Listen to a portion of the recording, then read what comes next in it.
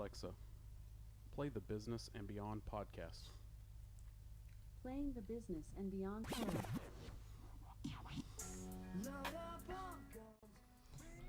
Coming to you from the brand new Apogee Grafix studios, this is the Business and Beyond podcast on Next Gen Media. I'm Ashton. And I'm Tony. Glad. It's good to be back. Yes, different doing it in different. here. I mean, we've done a lot of test runs, but until we start doing it, I didn't know how much out of my element I was. Yeah. Compared to the old studio. Being in a new space like this feels completely different. We're set up similar to the other studio, but as far as sitting across from each other, the right, the left things, but it's different. Man. It's a different feel. And if you're watching us on YouTube, you know what we're talking about. If you're just listening to us, you may not notice much difference, maybe better sound quality, but we'll get to that later. Yeah, hopefully the sound quality is better. It's different on our end. New headphones and things that we feel that you can pick up a lot more in here. Yeah. But I don't know, once the product's finished and we're listening to it afterwards, it's not... It's weird. In the old studio, what we heard is exactly what it came out to be, but now it sounds different. Here with test runs we've done, and you hear a lot of stuff now, and through the recording, you don't pick it up the same. So we'll see how that comes through in future episodes. Yeah. So we have the new studio, new year, new rollout of different kinds of shows. We're back. Different themes. We're ready to hit 2021. 2020 was what it was, good or bad for some, but we're ready to hit the ground running in 2021 and change everyone's mindset and perspective on running a business, starting a business, taking your business from small business maybe to a larger scale.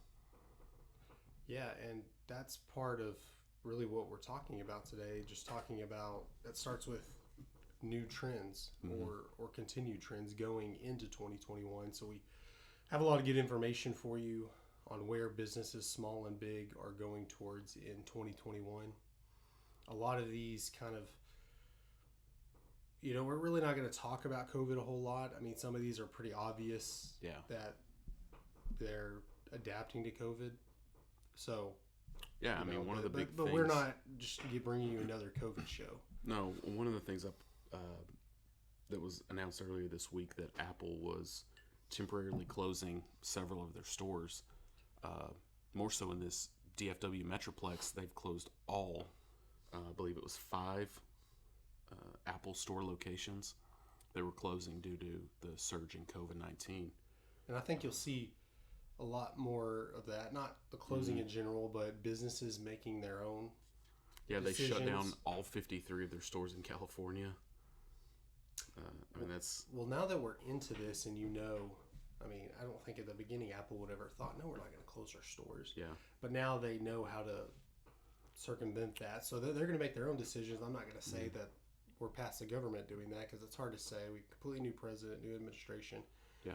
But I think you'll see a lot more companies come out with statements on how they're combating COVID and things like that before the government steps in. That's a trend we'll continue to see. We saw it in 2020, how Amazon boosted a lot of companies that were online retail sales, scaled their companies in 2020. I think you're going to continue to see that following, probably trickle down into some smaller companies, maybe companies that don't sell a product, but maybe they do bookings. They're doing more online bookings. That trend will grow. Business, we talked about a lot. Podcasts became big, right? Because then everyone could just do their own thing from their home. They didn't have to leave. They didn't have to get out. They didn't have to go to a studio.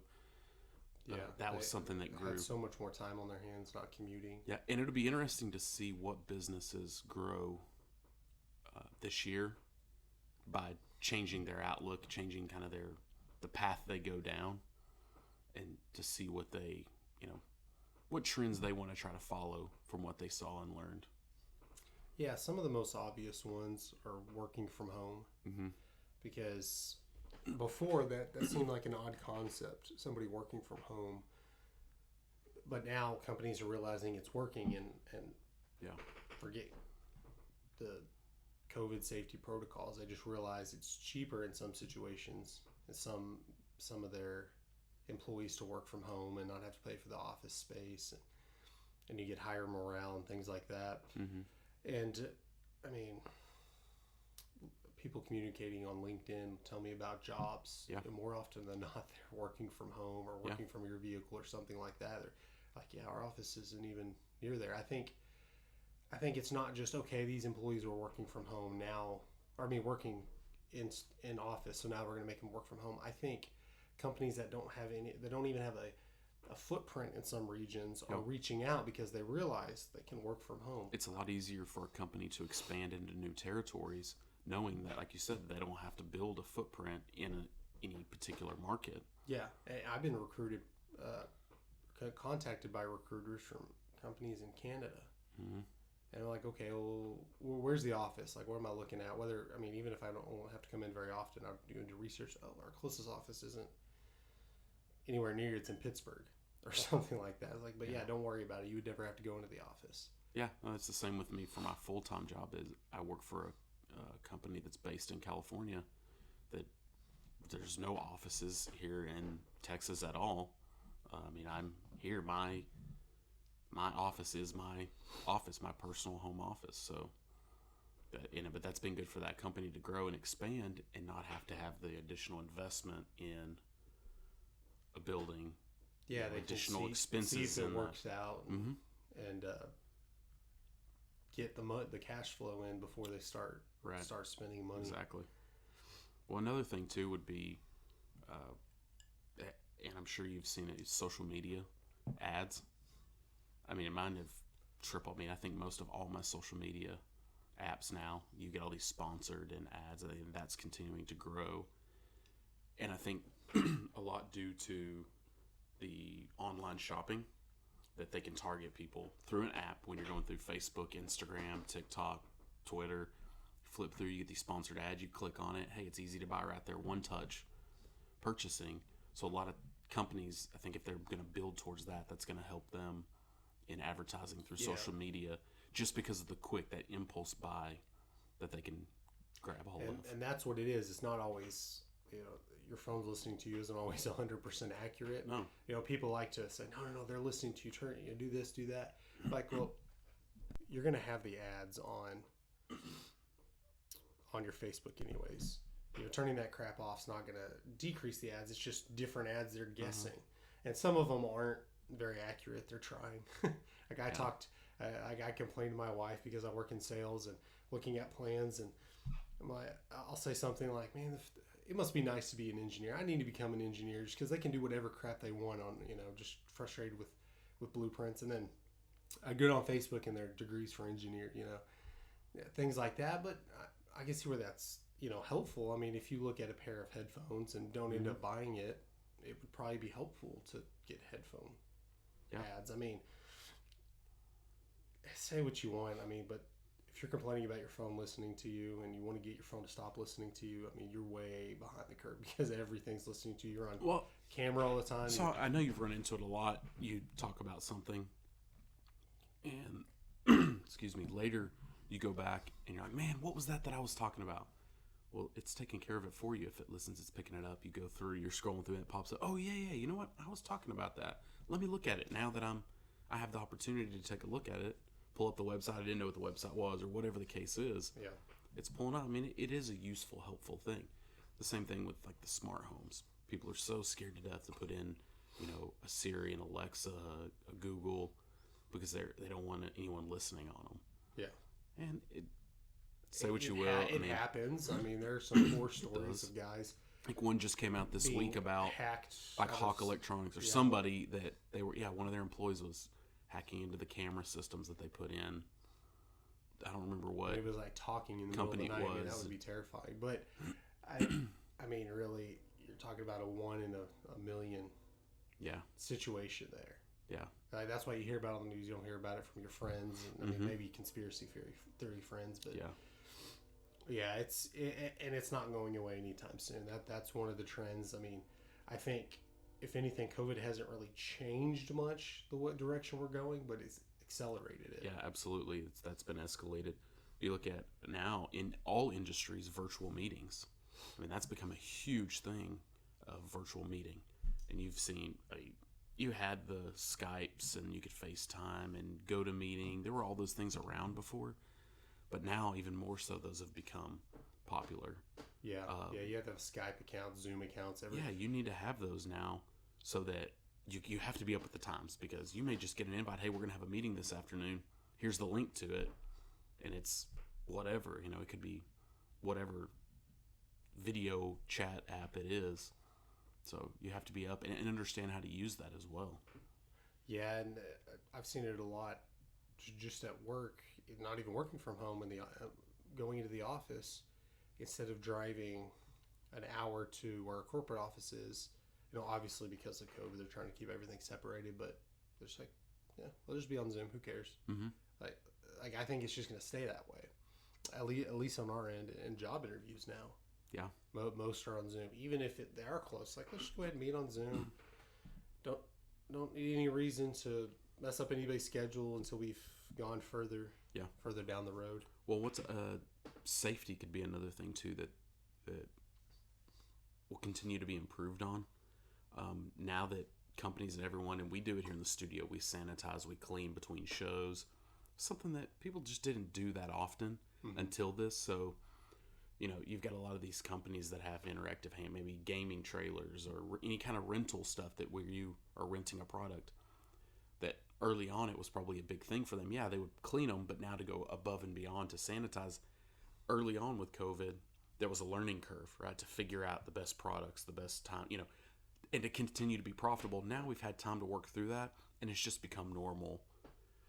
And as far as the cleaning and sanitizing of products, and back to some extent, but not all the way back. Yeah, no, it's a good growth measure, and maybe to help prevent anything like this in the future. Yeah, taking more precautions and things just normal every year things, the flu, just common colds, things like that. It'll probably end up having that adverse effect where it's, forget COVID, you're not getting any, or well, let's say not getting, but it's a huge decrease to a lot of stuff. Yeah. And a lot of the stuff we were talking about, what 2020 was all about, was adapting. And that is actually one of the business trends, is adapting. Just a general blanket term. Just adapting to whatever comes up. They're always thinking about what's coming next, because you, like we said, forget any election year. We have a new president, new administration. We have vaccines coming out. We don't know how long they're going to take to start helping. They say we just exited a peak and we're kind of going downturn, but who knows if there's going to be another push on that. There's so many questions out there that you really have to know how to adapt. I mean, just whether being a small business owner, owning a restaurant or a bar, it's got to be really stressful right now, because you're just doing whatever you can, opening when you can, and for all you know, it could be a week, 2 weeks, 3 weeks. Because really, with COVID, we're really about 2 weeks behind where we're really seeing, like, all the data that comes out every day or whatever is really where we were a couple of weeks ago. Yeah. So we're past whether it's better, whether it's worse. We're past where we are. So all they're doing is reacting. Yeah. And so all businesses can do is adapt. And, and we've seen, small business restaurants do more takeout, do more. I'll tell you before, I don't know if it has all to do with COVID, but living where we do, there was maybe 5 restaurants on Grubhub. Yeah. Or DoorDash. Everything's. Yeah, everything's. I mean, it may take an hour to get to us, but I can order just about anything I want between Grubhub, Uber Eats. So you brought up the new administration, and we're not going to get super political here, but it is what it is, right? We have a new administration. Like it, anyone that likes it or hates it. But for 2021, that's another challenge we have. No matter what sector you're in or who you voted for, who you believe in, that doesn't matter, right? We all fall under this administration. No one can say that is not my president. I mean, they can't say it, but it's not true, right? Yeah. So it is, and that is our administration. So you can either make the best of it or the worst of it. You're going to base your decisions in your business based on this administration, what they're going to do, what changes they make. The best thing you can do is to take advantage of those changes and manipulate it or work it into your advantage, right? I mean, everyone, just with COVID, with economy, anything that ever has come, right? It's how you adapt and change. Like you said, you adapt and you change to it. You go with the flow and you figure out how to make it successful. And that's going to be another one to see it this year, is with our new administration, what changes are made. Obviously, tax laws, there's minimum wage talks. There's a lot of things, and that's minimum wage is something we'll get into. If not this show, we will get to that this year. But there's going to be some changes for sure, like there always is with any administration, no matter who's elected. So we that's something to keep a lookout on. Yeah, especially if you don't agree with the new president.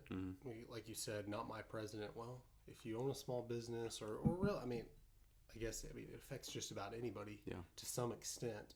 But he can show you that he's just president in bad ways. And certainly, I'm not getting political and say he is going to, but I'm saying if you disagree with him, he can in both ways. I think most people put all politics aside, say Trump was more business friendly in some aspects, I guess.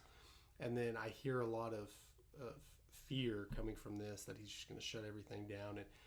And really, it's never as bad as people say it's going to be. But it is something you have to keep an eye on and have a plan for. And I think good or bad, because if there are some changes made, that helps.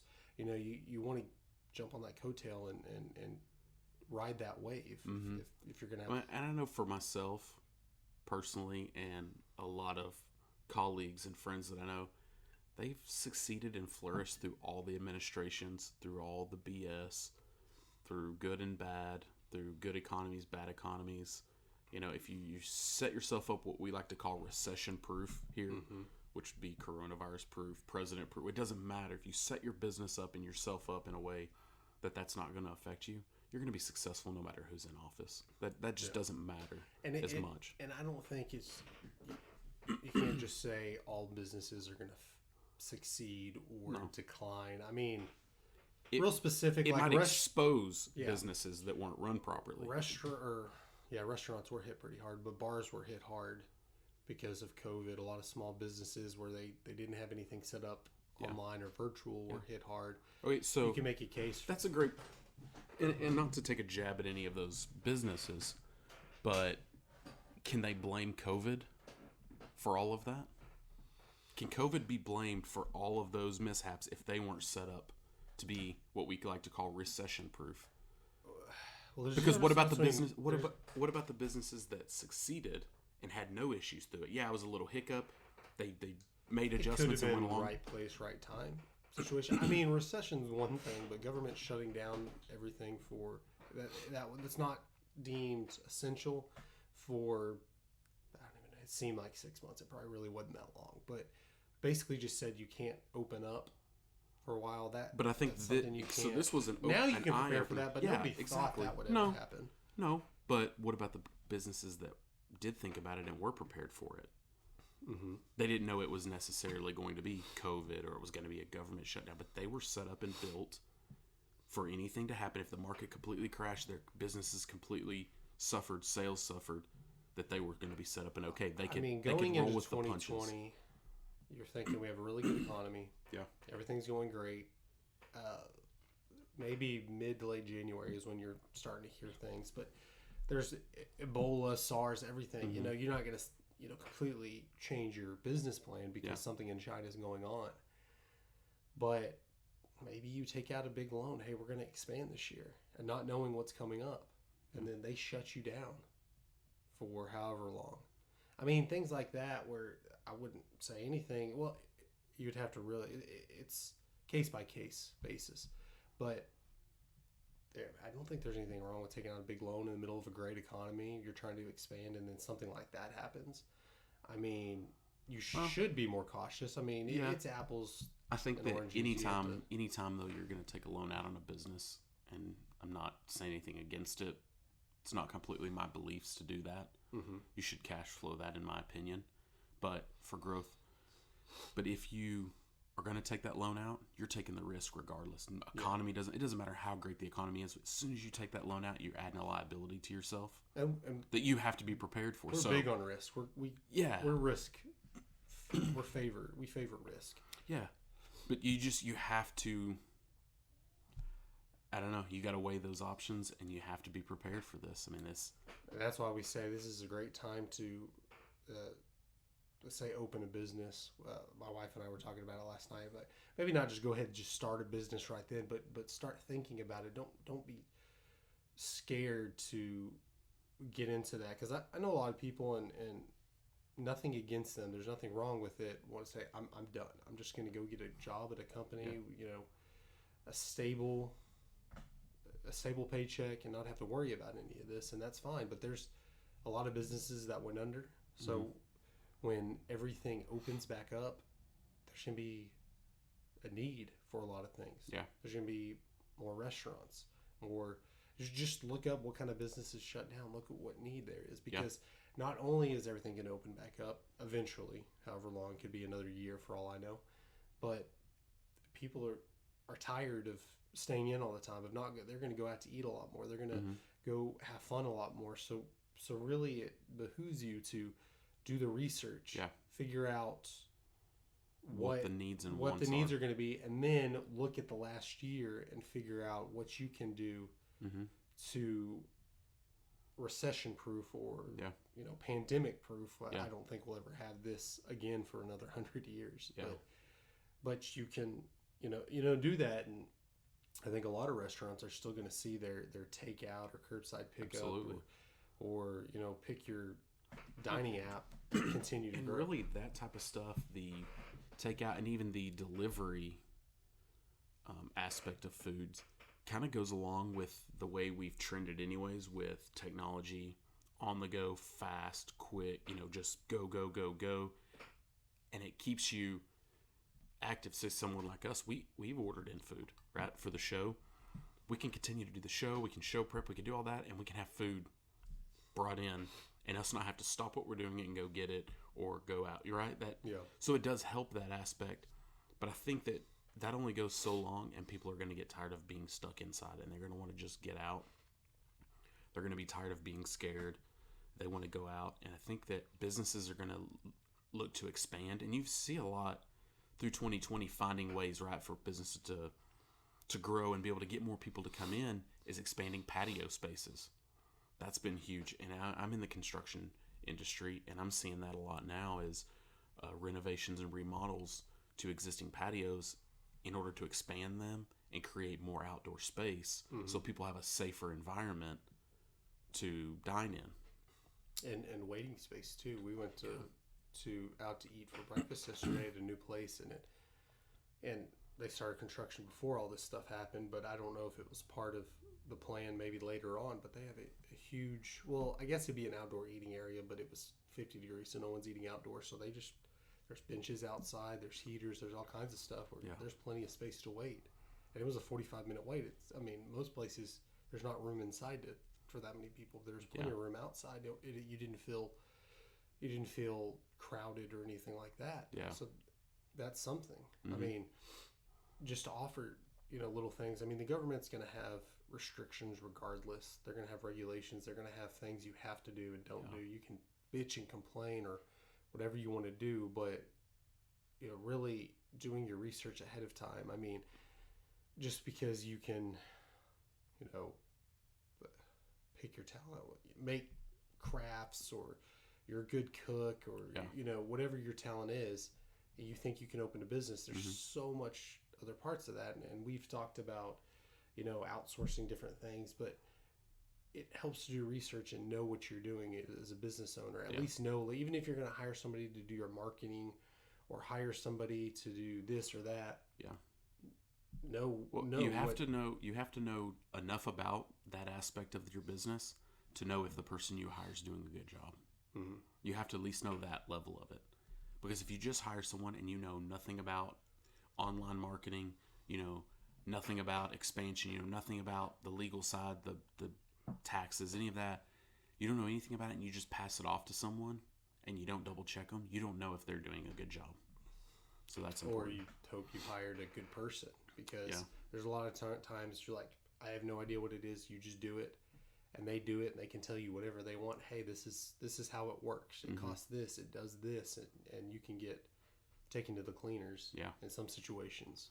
Another challenge I think that businesses will see this year, and I think I've already seen, is staffing.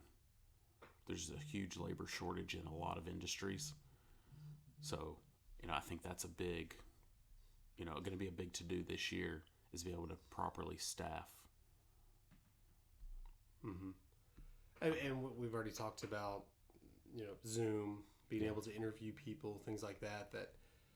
That's part of it. I mean, getting the hiring process down. But And a lot of it, depending on what industry you're in. And could be, not to blame any of it, you had a lot of stimulus going out, the unemployment benefits being extended for a lot of people. I think those have been huge things. I mean, I personally know a few people that are on unemployment, just collecting it, and have no intentions to go out and get a job right now because the benefits are so good. So that's definitely starting to hurt some industries with their staffing. And that's another thing we can bring up is stimulus checks, stimulus benefits, whatever. That's something in situations where you don't need it. Yeah. But you're still getting it, whether you're putting in savings or investing it. That's not a bad idea to just go ahead and reinvest it. I mean, whether you own a small business, you're planning on starting it, it's not chump change. No, it's a great opportunity to be able to financially expand your business, to be able to start your business. Maybe you start planning and putting this money aside to build and start the business. Expansion. It takes money to make money, and so when you get in a situation like that you're going to get it, then if you can turn that around and put it right back into your business and turn that money and make a profit on it, it's going to be a huge benefit.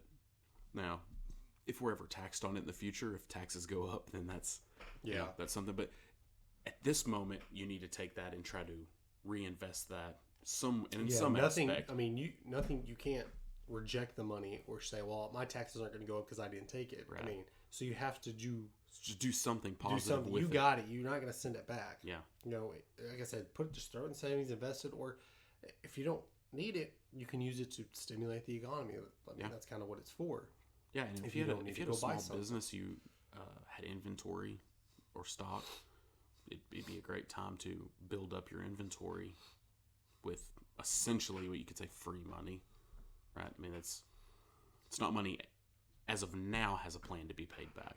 In the future, it somehow will have to be paid, but it will regardless whether you're able to prove it or not. But they throw some tax up. Yeah, there'll be something somewhere, all behind the scenes. But something else you could do, bonuses, do things for your employees, do lunches or whatever, because part of the trends coming up, which I think is very underrated, is workplace culture. Yeah. I guess there's a lot more, call it, millennials, Gen Z. I think a lot more, those people are taking their job a little bit more seriously. Now, that may be a wrong word. I'll combine two different trends here. They want purpose and meaning in their job. A lot of people just it's your job. Go get a job. Run your family. I mean, if you're a man, it doesn't matter if you like it. Just go get a job and provide for your family, which is good. You should have a job if you have a family and kids. But there's nothing wrong with wanting meaning and purpose with your job, which I think something that the younger generation is pushing towards. And I think wanting a good workplace culture. Yeah. Like a lot of times when somebody's, quote unquote, being a dick to you or just didn't know what they were talking about, most people just go find their little clique, the people who they talk to, bitch and complain, talk about management, talk about whatever. Why don't they just fire this guy? But anytime you want to bring up something about improving the workplace culture, it seems like, that's a good idea, that, we can have a meeting about that, and this is what you should do and shouldn't do in certain situations, but I don't think it really jives with a lot of people. Yeah, it's easier to say than it is to do, but it is very important, and it's not always the same, the bullying aspect or the bitching and complaining. Yeah, HR will will bring up like sexual harassment and racism and things like that, which is an issue, but more just. But there are a lot of other improving the things lives, of improving just the workplace, and part of that comes down to the meaning. People, a lot of the younger generations do want a meaning and a purpose. Mm-hmm. You want to be doing something for a reason. You don't want to just do it just to do it. Mm-hmm. And in some aspects, a business owner or your supervisor looks at that, and a lot of aspects, they want that, right? You want people that care about what they do. But there's also, in turn, those business owners that don't care. They just want you to come and just punch a clock and produce and keep your mouth shut. Yeah. So you have to deal with those challenges from both sides. Me personally, I've thrived better in a culture that did provide for you, that did help you to have a meaning and a purpose for what you were doing, more so than just punching a clock. And there's a difference between your boss or manager being a micromanager or caring about what you're doing. He can tell you in a certain project, I want it this way, this way, this way, this way, which I think is a good thing, that he cares. To just do it however, Now he wants it a certain way and then just lets you do it. Mm-hmm. That's what. If the higher people don't care, you're not going to care. You see it all the time, and in bigger corporations, I think it's inflated how much corporate doesn't care, screw corporate, things like that, which they really do. It just doesn't trickle down. I think there's you're too seeing much what disconnect from the top to bottom. Yeah, when you have this level down to this level, this boss, this boss, this boss, and a lot gets lost in translation through that. Yeah, and like everybody kind of wants the same thing, but they're worried about their numbers, their quota. Whether it's a large corporation or or small entrepreneurial businesses, the biggest part of that whole thing is expectation. You've got to clearly identify what the expectations are so that anyone can succeed. Because if you put someone out and you don't give them any expectations, you're setting them up to fail because they don't know what you want. But when they're doing something, in their eyes, they're doing the right thing, right? They're being very productive. They're going in the right direction. But if you don't make sure they understand what your expectations are, which is the challenge for any supervisor or business owner, CEO, to know, is that I clearly identify exactly what we want so that we get exactly what we want in return. And if you don't clearly identify that, the worker, whatever level that is, they're going to be doing a job and they're going to be working hard, and they think that they're producing for you, and in your eyes they're jacking around, they're messing around, they're not producing for you, they're not doing what you wanted them to do, but without knowing, they think they're doing a great job. So I think that's very important for the success of a company, and especially in these times with so many people working from home, not meeting. There's a lot of times that personal interaction, you gain a lot of that knowledge as far as what expectations are from a one-on-one personal conversation that you don't get over video chatting or a phone call or an email, and that's really important. Yeah, and the manager needs to be able to connect with not only the person but the position. Mm-hmm. Being in the current full-time job I have, I've been a driver, been sales support, been outside sales. I've kind of moved up, and I understand the importance. I mean, you can say just about any position is important to some extent or not. There's very few positions in most companies that's just complete waste, unless you get into, public positions, government. That's a completely different show if we ever get to that. But you have to understand what makes that job important and then drive it to that person. Yeah. Because being a driver, just in the lumber industry, which I work in, being a puller, I mean, if they don't pull the load, you're not going to get it out. But there's so much to do to it because they pull the right material. Mm-hmm. They pull, day in and day out. Just the little things. I respect that position. In fact, one of my closest friends at work works as a puller. And it can get to some people when they get pissed off, something goes wrong because people make mistakes and they disrespect that job, and then it's easy for that position and a person in that position to just like, I'll just collect my paycheck and whatever. All I'm doing is pulling loads here. But I know firsthand, you pull the wrong material or forget to pull something, I get chewed out. It makes my life a lot harder. And instead of thinking you're screwing me over or you're messing up things up, it's no, you make my job easier, because 99% of the time, or maybe not 99, but most of the time, they get it right, and I never hear anything, which I think will move because I have customer reviews on here in the future, or here later on in the show. But when things go right, you don't think anything of it. Okay, whatever, because your customers aren't calling and bitching. But when they bitch, that's what sticks in your head. So part of driving why their job is good, not just saying, okay, go do this, and then I'll check with you in a little bit. Like, this is why we do it. Because you can do this and screw up, and it's going to cause big problems, which I think puts more power in my position. If I can cause problems, I have a lot of power. Yeah.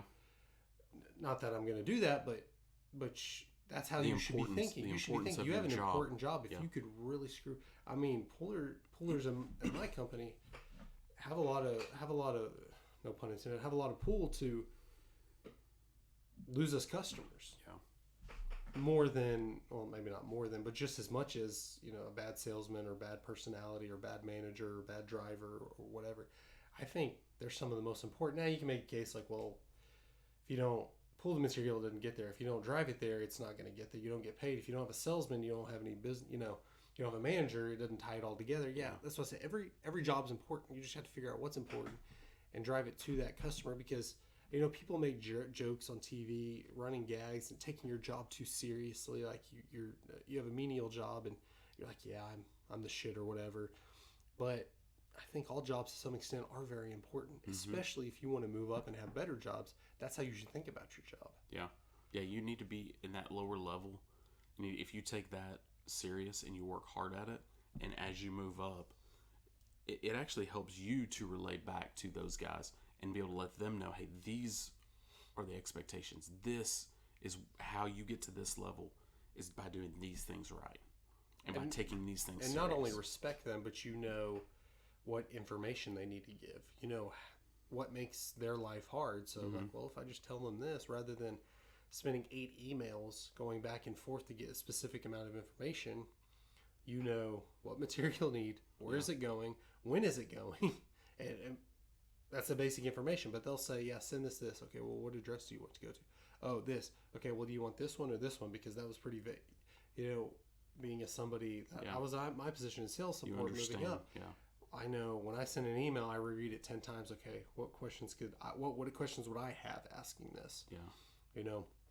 And jumping to back to I mentioned customer reviews. That's a part, a trend, or I guess recognizing customer reviews, a trend we're going to, because like we talked about using DoorDash and ordering food in and doing things online, and you're very quick if something goes wrong to leave a customer review, and in most cases, if things go how they should, you're not going to leave a review unless they just blow it out of the water, blow your socks off, whatever, just impress you. Then you'll leave a good review.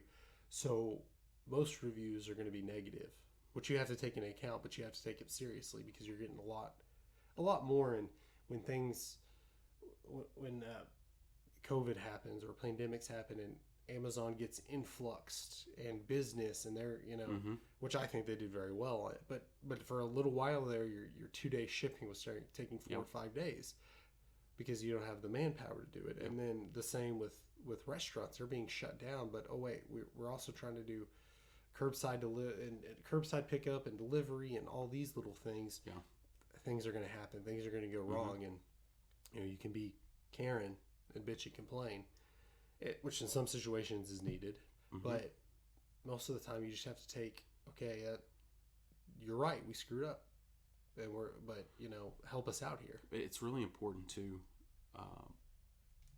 give those positive reviews, Google reviews, any of the others online that you can do, is to give those positive reviews to those businesses, to let them know what they are doing right, because sometimes they're always looking to try to fix what's wrong, Mm-hmm. And sometimes they'll end up fixing and changing what was right and making it worse and making it wrong. Yeah. So make sure that you applaud them on the things they do good, so they know those aren't aspects of the business they have to try to change or fix. They've got that figured out. And I've had customers call me and tell me, new customers tell me, man, I'm glad how your driver did this or whatever, just the smallest things. Mm-hmm. You know, not all customers are like that, but he liked to call me and say how great things were. You know, I get this call at 9 o'clock at night. I'm like, oh crap, something's wrong. But he had to call me and tell me how great this was, little stuff that's part of the job. That's kind of our, you know, unofficial way of doing things. And so, like, well, man, I have to let everybody know, you know. So I sent an email to everybody at our yards thanking them and saying, hey, he liked this, he liked this, he liked this. And just whether or not it one, gives you a teaching moment just as much as a mistake does. Because when you're talking to, or it should, as a manager, when you're talking to a new driver or this, man, we've had customers call and say they like to do it this way. Because you're going to question things, and there's a million reasons why, and you don't want to, you know, break down every little thing of this is why we do it. That's good reason to want to know why. But the customer does, you know, telling the customer likes it the way we do this, and they'll call and praise us. You know, like we said, if going back to a workplace environment, if they're doing things the way they should, but it may not change the way you do anything, but it gives you a little boost in motivation, more in workplace morale. Yeah. You know, and I know when I get a compliment, I just want to, it's the exact opposite of the same thing as when you get bitched at, complain, I don't want to do this anymore. Let's make it to the weekend just so I don't have to deal with this. But you're like, oh no, I want to do more now. Yeah. You've got that little high, and you want to chase it. And it helps you define your why. Mm-hmm. And that would be your why. You do it because of that positive feedback that you get. That's part of your why. And it makes you want to ask customers, okay, so what do you want in this situation? What do you want in this? You know, I want to do it the exact same way. And most times you'd be like, okay, if they want this way, they'll tell me. But you're wanting to please them in a certain sense. So you're asking, let's just get all the information they need, pass it along, just so I can get this again. Yeah, absolutely. We have some of our the businesses that we work with, and we've been trying to help promote them and help to what am I looking for?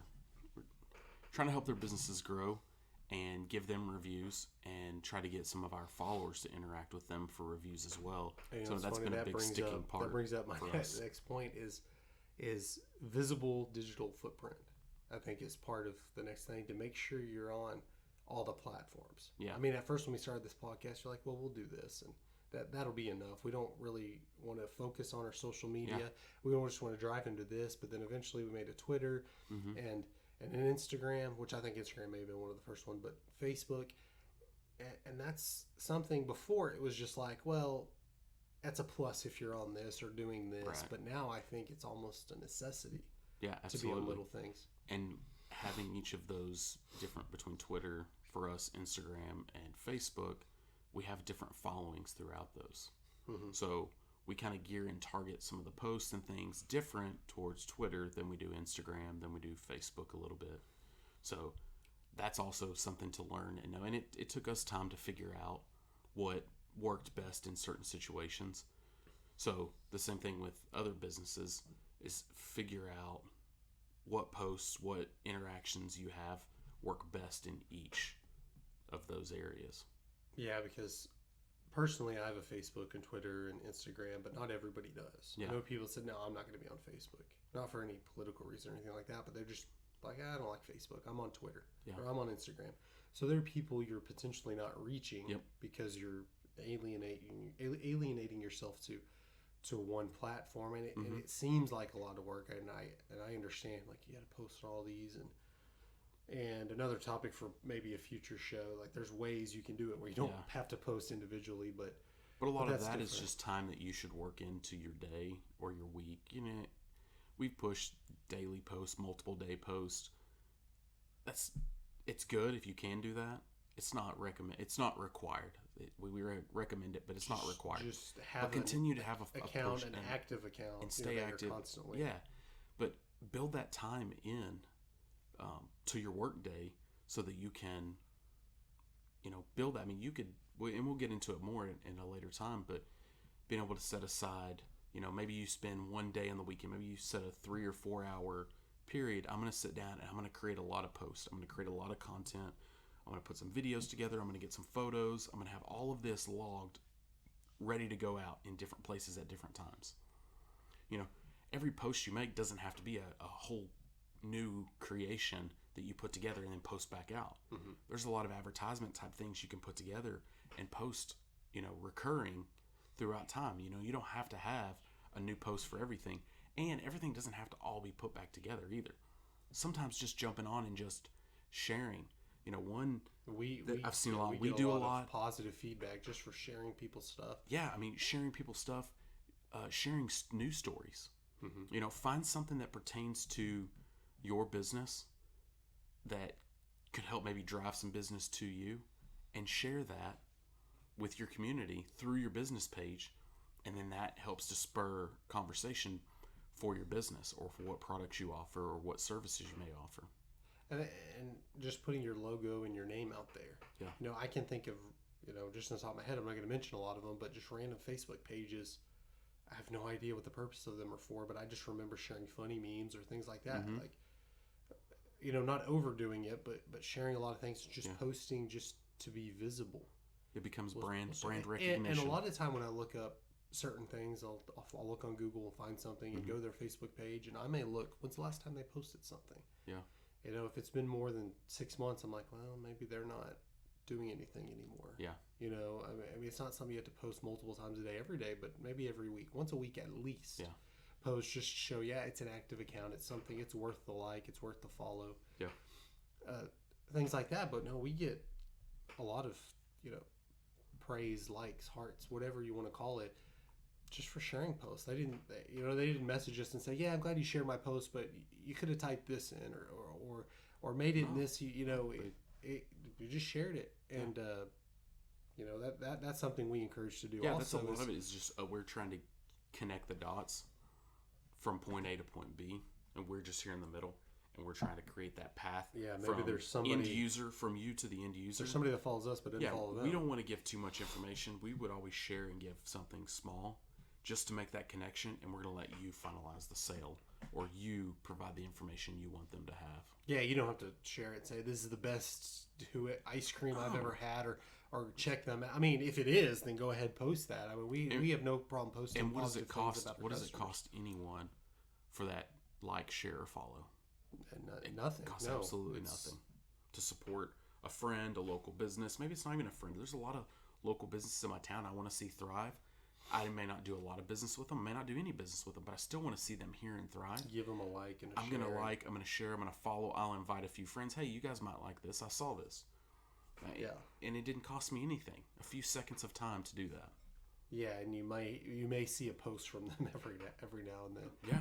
Now I have unfollowed people or posts that just constantly, when I'm scrolling through my feed, 10 posts in a row are from them. I'm like, man, I don't want to see anything from them if it's irrelevant. But so don't overpost, but find a healthy medium. Post once a week. Just find something to post. But if you have useful information, too, because you want to have that digital footprint. Like, I still use Google, but some people just search Facebook for whether it's landscape companies or whatever. So you want to make sure you're on every platform. Yeah, that's probably the first place that I search is Facebook, because you can tell a lot about a company and about their interaction with customers and their products just through their Facebook page.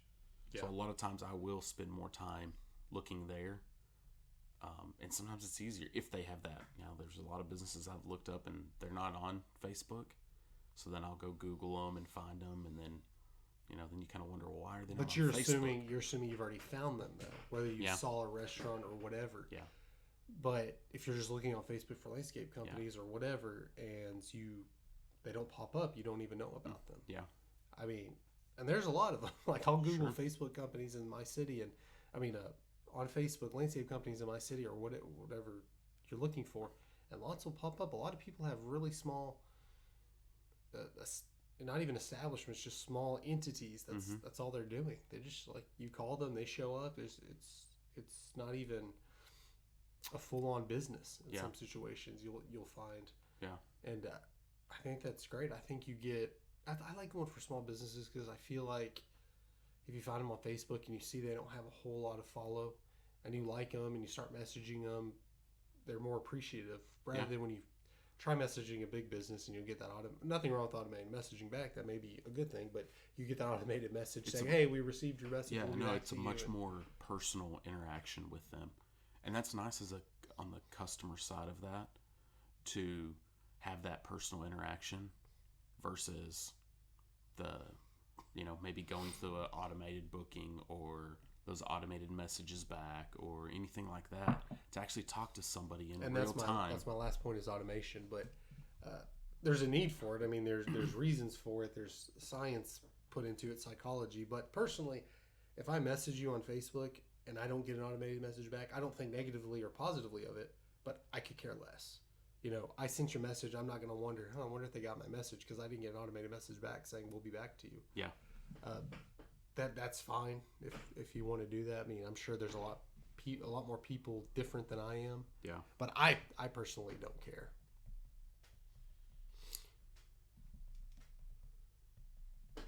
As Tony types away Sorry. on his iPad looking something up. Sorry. That's what we are. No, we adapt here. We don't just go down a script. We adapt. Yeah. No, we're jumping around a lot, and I thought you had a. No, go ahead. No, You look like you had a light bulb go off. You started typing furiously, like you wanted to look something up. No. I just, things pop in my head. I just want to pull them up and have them there ready. What would you pull up?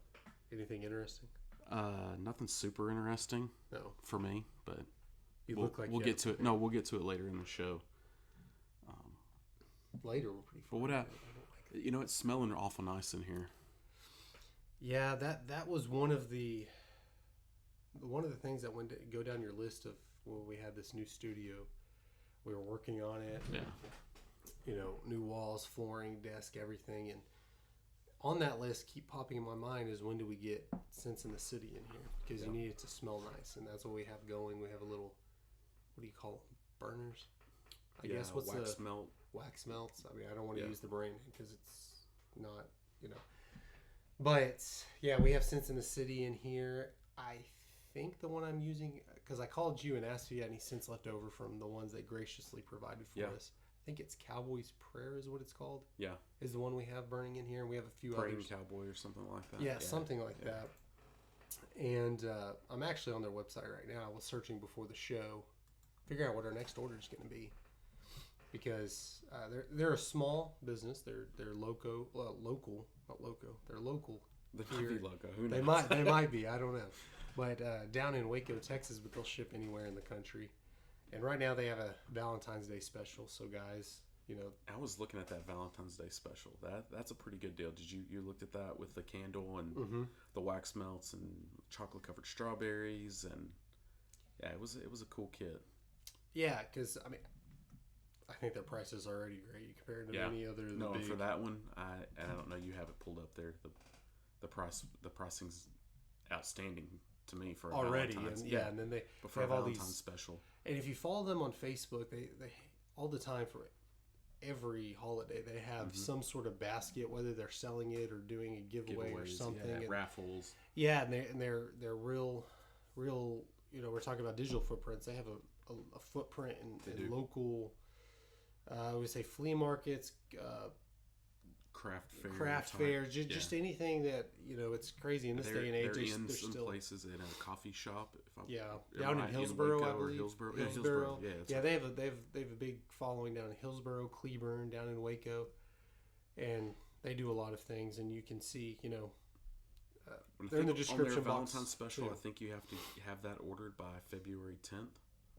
I would have to click on here and see, but yeah, we're not going to waste y'all's time. Y'all can jump on, go to senseinthecity.com, and all their information's whether you're on YouTube or on one of the podcasting apps, just click right there. The link's right there. Yeah. And look, and like we said, we have a few scents, but they're all guy scents, manly scents. Yeah. You're not getting on there okay, we have cherry blossom. I don't even know if that's a scent.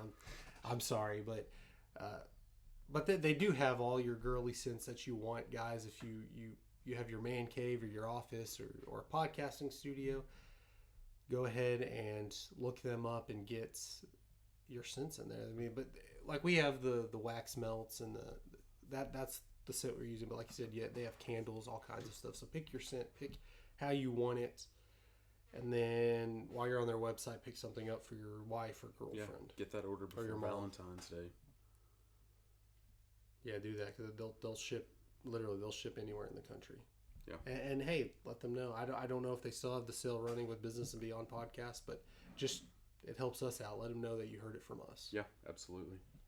And yeah, speaking of which, we're going to do something, I wouldn't say different. We've done it before, but I think we're going to start doing specific segments geared towards product reviews. Yeah, and this is not a Sense in the City product review. No. We're transitioning, but we do have a product that we're going to talk about. It's kind of the elephant in the room here is these new mics we picked up. If you're on YouTube. If not, hopefully the sound comes through and you can tell a difference. Go on YouTube and These are the Blue mics it's the Blue Mic Company.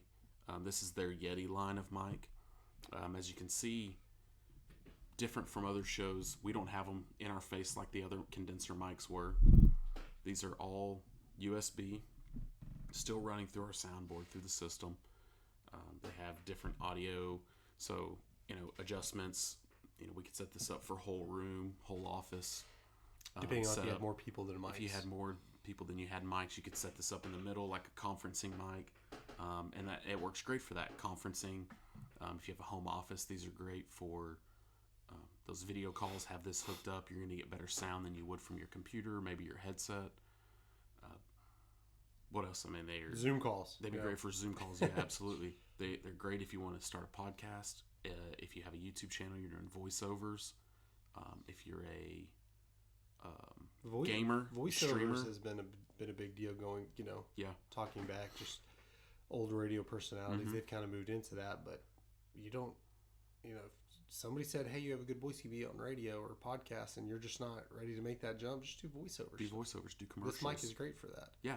And this thing, it's USB, plugs directly in your computer. You don't need any additional. We have it running through our soundboard, but this thing will hook directly to your computer. You just set the audio for recording to this mic, and it just runs. And that was one thing. We have our headphones plugged up elsewhere to go through the soundboard, but that's one thing first starting in this kind of endeavor is figuring out how to have your headphones, your mic. Yeah. This you have two plugs on the bottom. Yeah, you've seen on YouTube. One's for the power. One's for your headphone. That goes directly to your computer. Yep. And that's how it powers. And it connects to your computer and powers all through that cord. And then the other one's your headphone. You plug your headphone straight up to that. Now we have it obviously set up a little different because we have the sound. You've got headphone adjustments here for the volume. You've got the gain adjustment here for the incoming gain to the mic. And it depends. A mute. Yeah, maybe on mine. Yeah, it is different because we didn't have these at the old studio, so like that gain adjustment might be different because, like we said, the sound is different in here depending on where you are. If you're a big open room or tiny, maybe closet working, I don't know. Yeah, but it helps. It just helps your. Well, you have the fine-tune adjustments here, and you don't need to utilize a soundboard per se to get that good sound that you want for an individual setup directly to your computer. And that's the thing. If we highly recommend this, if you want to do, want to do a single person or even 2-person podcast, and you don't want to invest in the soundboard, although this is a little cheaper than a really good soundboard, at about was it $129? Yeah, these run $129 on Blue Yeti's website. That's bluemic.com. They come in an array of colors. We picked the silver. They also have a champagne color, a dark navy, a white. And they shipped in about, I got it about 5 days. Yeah. Which it's weird. If it's not on Amazon, it takes forever to get it. It's free shipping for anything over $29 from their site. They do have some other variations of the mic other than this one. This one seemed to fit our needs the best. They do have other variations. This mic can be removed from the stand that it's on.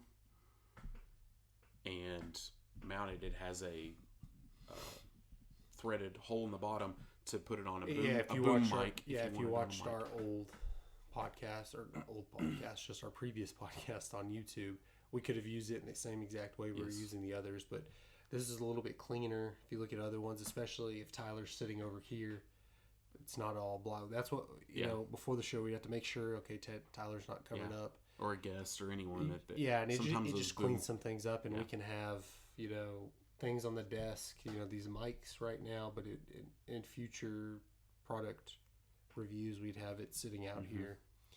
And, you know, you tell us what you think. I think it looks a lot I cleaner. think they here on look our great. desk. I think to me, they sound a lot better. It'll tell. Time will tell. And I like to move my hands a lot, so we had another It's nice. desktop mic. We had these. I would always. It's nice to run into not it. have that Yeah. the mic in your face. You know, it's a lot better. It is different though, because I like to come up close a lot. I'm not gonna bust your eardrums, but when you get close, you don't have to be close to it. Like before, you know, I have the hand roll. It's like this close to your hand. They're gonna make a meme out of that. Yeah. Hopefully they don't do that. But you don't have to have these close, and it's taken some getting used to. Yeah. For us not to get close and talk to it. So Yeah. let us know. Hopefully. And this is not a paid advertisement. No, They yeah, haven't we're paid us a gonna dime. we're gonna talk we pay about full price. I think at the end of every every product review, we'll talk about this. These are free reviews, Completely just- unbiased. We took a chance on them. If you want your product review, just let us know. It would help if you send us the product. I mean, we really can't say no if you send us the product. We're like, well, Yeah. it's here. We're going to do it the very next show, maybe. But that doesn't mean we won't necessarily buy or pay for, you know, whether, you know, we really appreciate food. If you're a restaurant and want product review, we can review your food. We could just eat it the whole show. Whiskey, beer, we're real into that. But if you're a business that's in a situation where you just can't give away products, you know, let us know. We'll work something out. We'll purchase a product to do a review on. might be we just borrowed, really- depending we on just what it is. we just you know. want to help out customers and give people opportunities. You know, we push podcasting, and then everyone's like, hey, well, okay, how do I get started? I need this big elaborate setup, and you don't. This Yeah, literally this and it's and a hard to couple. say. You know, We would tell download you- a free recording app, or you can use these and go directly through Anchor. Yeah. Do your recording directly to Anchor. You don't need any third party. I mean, if you apps bought to this, record it. I'm sure you have headphones laying around. Yeah. These will And you can plug run these up. without headphones. It's just Yeah, it is a nicer It's feeling weird to hear with back to hear back you what's going into the understand mic. Yeah, what you know the audio's if like. if you're clipping or anything, you get that feedback in your ears. Yeah, and this is definitely a lot easier when you bring that up. We can help you. There's a lot of knowledge on how hooking up this particular cord to do it this way with a soundboard and mics, and this is much cheaper because it's around the same price as a soundboard, but it's the mic too. Yeah.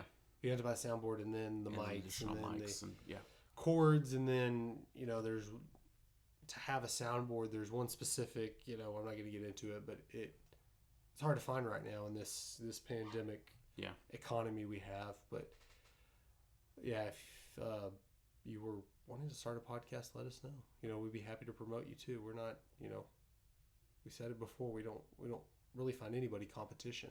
No. It's just different ways. No, we want to continue to expand our circle and have more podcasts, tied to us and with us. Through this, I think we could all help each other out, and it'll help you to build your business. It will, yeah, and that's more information. Even if you don't have a product, if you just have a service, let us know how we can help. Sharing post, whatever you need. Yep. We can give information out too. So hopefully it was a good first episode in the new studio. Yeah. Good show. So Yep. until our next episode, I'm Ashton. And I'm Tony. We'll see you next time.